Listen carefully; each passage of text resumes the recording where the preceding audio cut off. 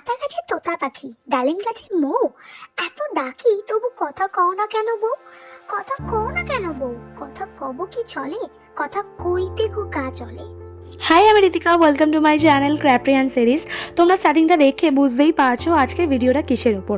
এই ভিডিওতে আমি তোমাদের সাথে ক্লে বার্ডের ডিআইওয়াই শেয়ার করব, যেটার বেস প্রদীপের ওপর বানানো।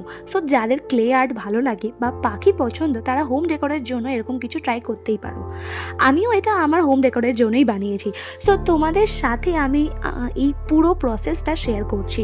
তোমাদের আমার এই ক্লে আর্টটা পছন্দ হলে অবশ্যই লাইক করো আর কমেন্টে একটা বার্ড ইমোজি পাঠিও।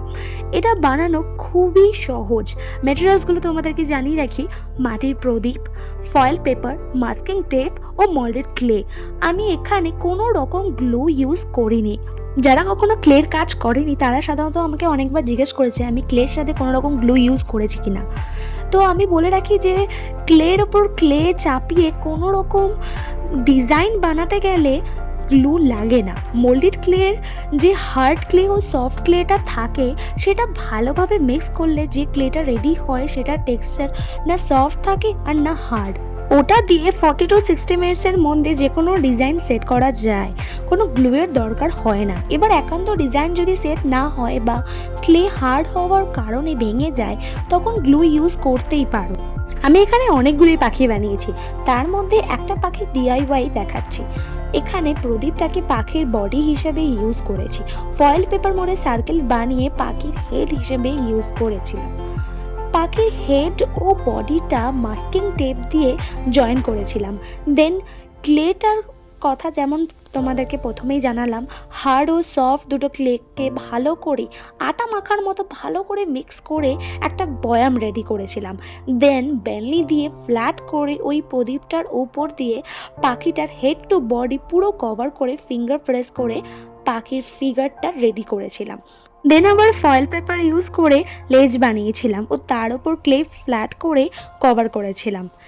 ক্লে দিয়ে কোনো ফিগার বা ডিজাইন রেডি করলে বা কোনো জিনিসের উপর ক্লে কভার করে কিছু রেডি করতে চাইলে ফিঙ্গার প্রেসিং প্রসেসটা খুবই ইম্পর্ট্যান্ট। বেশি কিছুই না, খুব স্লোলি ফিঙ্গার প্রেস করে সেই জিনিসটার ওপর ক্লে কভার করতে হবে যতক্ষণ না একটা প্রপার শেপ আসে। এই প্রসেসটা ফলো করেই আমি পাখির ঠোঁট, চোখ আর চুলটা রেডি করেছিলাম। আর পাখির পালকের ডিজাইনের জন্য আমি ক্লে শেপনার ও পেনের ক্যাপ ইউজ করেছিলাম।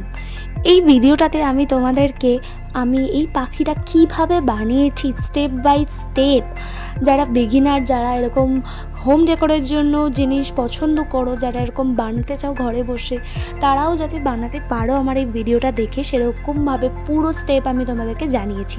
অনেকেই বলে ক্লের সাথে জল মিশিয়ে যদি একটু স্ট্রাকচার করা যায়, তো অনেকেই সেটা করে, কিন্তু আমি এখানে পাউডার ইউজ করেছি যাতে আর কি কোনো রকম চ্যাটচ্যাটে ভাবটা না থাকে। তোমরাও এইভাবে ইউজ করতে পারো। আর যারা যারা এখনও অবধি আমার চ্যানেলটাকে ফলো করনি অবশ্যই করে নাও, কারণ নেক্সট ভিডিওটাতে আমি এরকম যে 8খানা পাখি বানিয়েছি সেই 8খানা পাখির প্রত্যেকটা কালার আমি তোমাদেরকে শেয়ার করব। তাই জন্য একদম দেরি করো না, সাবস্ক্রাইবটা করে নাও। আর নেক্সট আপকামিং ভিডিওসগুলো যাতে তোমাদের কাছে জলদি জলদি চলে যায় তার জন্য আমার চ্যানেলের বেল আইকনটাও অবশ্যই মেরে দিও।